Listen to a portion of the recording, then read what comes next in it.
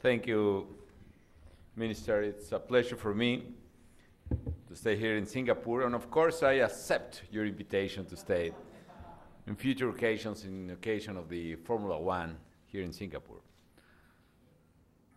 Of course I would try to find out a vehicle on a car to race. No, actually, there is a very important Mexican pilot, driver, as we were saying, that yesterday arrived in second place after starting a 12th place, and it was a very exciting race. But good luck with this event. Now let me address you, dear friends, and talk a little bit about Mexico. Probably if you could see a map, when I talk with the students, I said, if you analyze, we are exactly in the middle of the world. We are in the middle of America, and actually we have 3,000 kilometers of border with the United States, the largest market in the world still. And at the same time, we are part of North America, but we are part, at the same time, proudly part of Latin America. We share the Pacific Ocean with these powerful economies, the Asian tigers, included Singapore, but also we share the Atlantic Sea with Europe and Africa. We have access to the west coast of the United States and to east coast of the United States. And according to that, only talking about the privileged geographical condition of Mexico, we proposed ourselves at the beginning of my administration to transform the Mexican economy in order to make one more competitive and able to generate jobs, which is our main goal in the government. In order to do so, we started to work in several fields, implementing economic reforms. Please. So the first effort that we made was macroeconomic stability. In the past, Latin American economies, including Mexico, used to suffer a lot from macroeconomic instability, high deficits. Nevertheless, Mexico has right now a very stable period, which has been very useful for us in order to face these difficult economic times in the world. At the same time, we continue a very aggressive process of trade liberalization in the country, according with our philosophy that the markets have the ability to liberalize not only merchandise, but also liberalize the people and the countries. So we do believe in free trade, and in that sense, one of our main public policies was to trade liberalization. According to that, we introduced a new process of tariff reduction in Mexico, even in the middle of the crisis. I used to say that when we met in the G20, for instance, in several years ago, one of the favorite clauses that we approve is this expression about we are against protectionism. We reject protectionism. However, the day after, 15 out of 20 countries of the G20 established new tariffs and new obstacles to trade. That is not the case of Mexico. We started, even in the middle of the crisis, a very important process of tariff reduction. And in that sense, we reduced from 12% to 4% the tariffs on average with countries without free trade agreement with us. Other field of our reform was deregulation. We erased in the year 2010 16,000 rules, norms, regulation, red tape, obstacles for enterprises. And we are being very active investing in infrastructure. Actually, through several mechanisms, we passed from 3% of GDP of investment in infrastructure to 5% of GDP a year in Mexico, either public and private investment. And in order to do so, we passed in the Congress a new law in order to promote public and private association, public-private partnership, TPP projects. We presented to public opinion and investors at the beginning of my administration a very ambitious infrastructure program, which has been the main route for the transformation of the country. And finally, we have invested a lot in education, mainly technician education and social policy, in order to overcome the situation of a lot of people in our country. And the point is that these reforms have resulted in increase in trade, competitiveness, and economic growth for our country. Talking about macroeconomic stability, you can see that Mexico has one of the lowest levels of deficit and public debt in the OECD. You can see in the left part of the graph the fiscal deficit in the last year, and that is including even some investment which by law is out of the budget. For instance, all the investment of Pemex is out of the budget. If you include that, Mexico has 2.5% of deficit to GDP. That if you compare with the rest of countries of OECD, the average in OECD is 6.6%, so Mexico has a very low level. And according to the law, without the investment of Pemex, we have a deficit of 0.4% of GDP, which is right now in these times in particular a very good advantage for the country. And in the right side of the graph, you can see the public net debt in terms of percentage of GDP. So you can see, for instance, well, I'm not talking about Greece, you know, we have a serious problem there, but talking about Portugal, Italy, Ireland, and so on, most of the countries, Japan, for instance, has a debt of more than 100% of GDP. Mexico has only 32% of GDP in terms of our public debt, which is very low. Actually, our foreign reserves today are able to pay more than twice our total external debt. Another factor of stability, of course, is inflation. I admit it's high considering some parameters around the globe, but considering Latin America, Mexico has a stable macroeconomic environment, even in terms of inflation, 3.4% last year, which is one of the lowest in the region in Latin America. And comparing with other countries that you could see there, in particular the BRICS countries, our inflation is lower and our interest rates are lower as well. That's another part of our advantages. Now, talking about the liberalization process of trade in Mexico. Mexico has preferential access to 44 countries, which means free access to more than 1 billion of consumers around the world.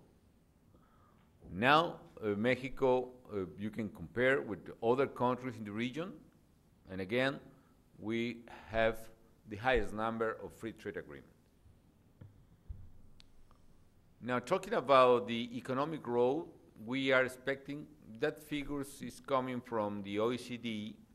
However, this estimation of Organization for Economic Cooperation and Development is below the real estimation we have, that almost all the agencies are saying that we will grow this year 4%, which is not too high, comparing with Singapur, of course, but considering the country members of the OECD, Mexico will have the second biggest economic rate of growth for this year, just after Chile, our good friends of Chile. The rest of the economies of the world are behind us, and of course, you can see in the right part of the graph all the problems mainly in Europe Union, with a lot of troubles and suffering a lot from the current economic situation. Now, let me talk about competitiveness of the country. All these measures regarding infrastructure, deregulation, trade liberalization, and so on, have moved Mexico in better places in terms of competitiveness. And you can see that in several ways. One of these is some parameters.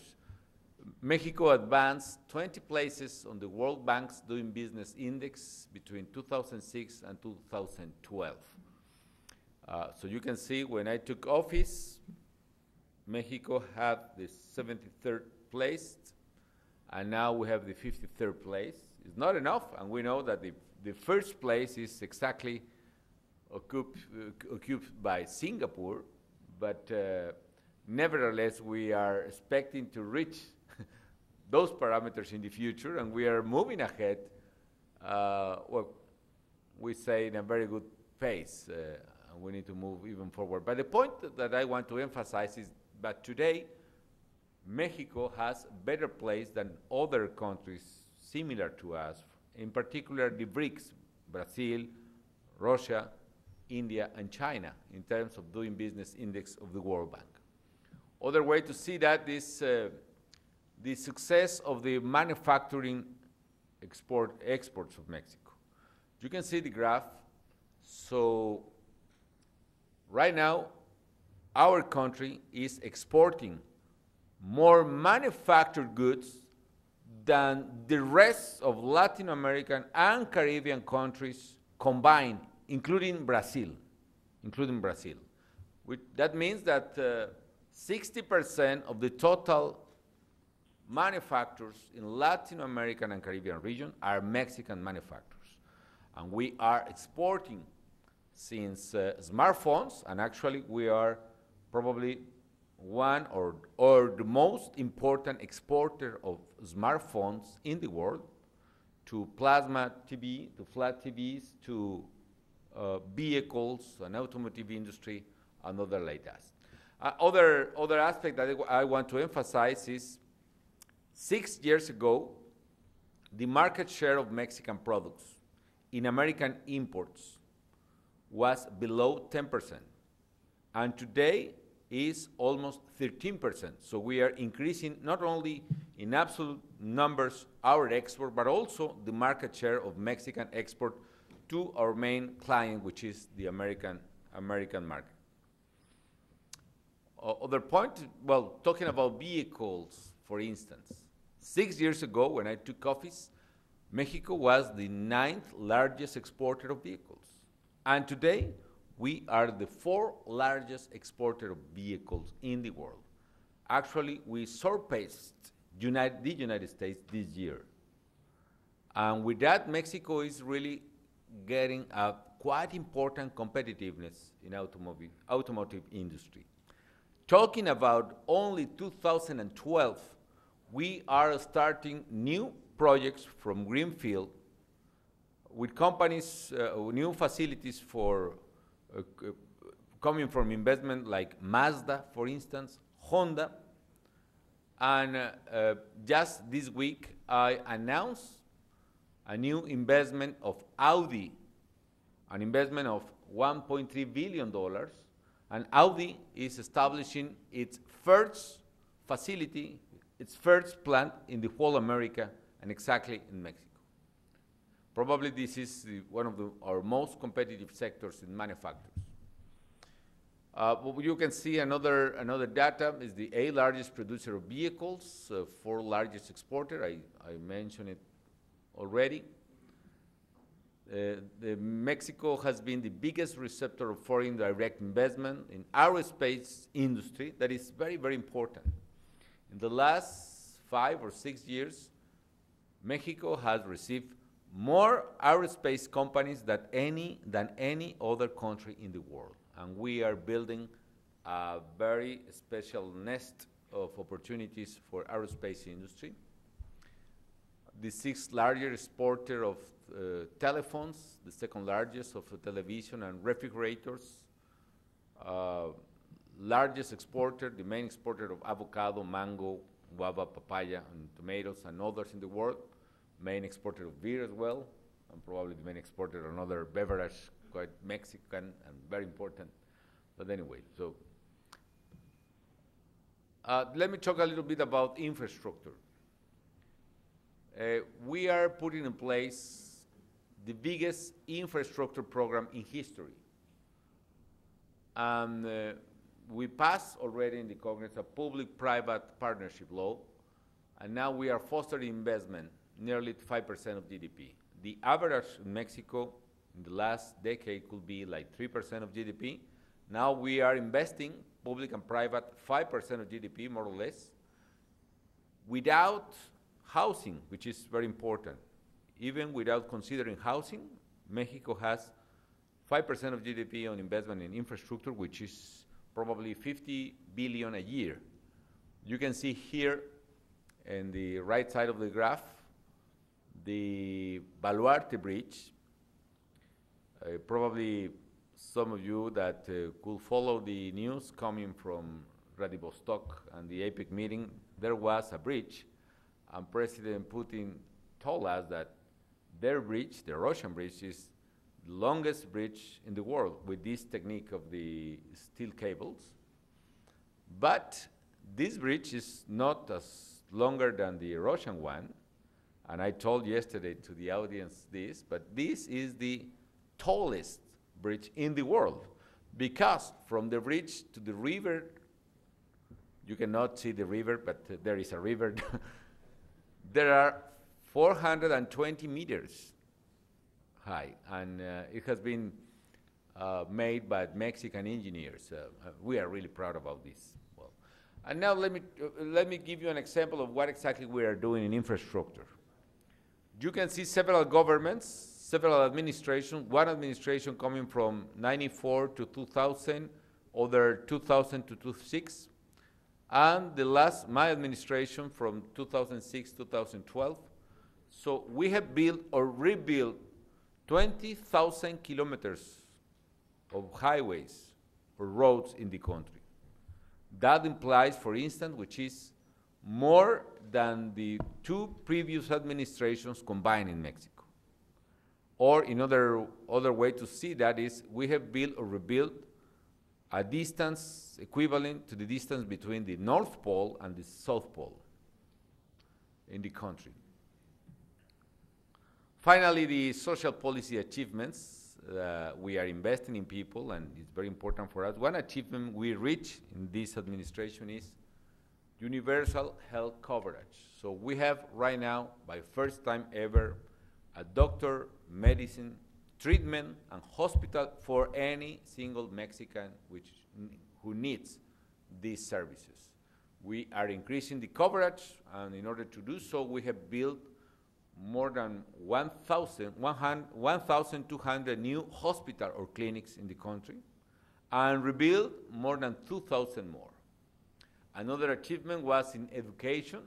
We reached, by first time ever as well, universal coverage in primary education. Today, any kid between 5 or 13 years old has a seat in a public school, free education, free tuition education.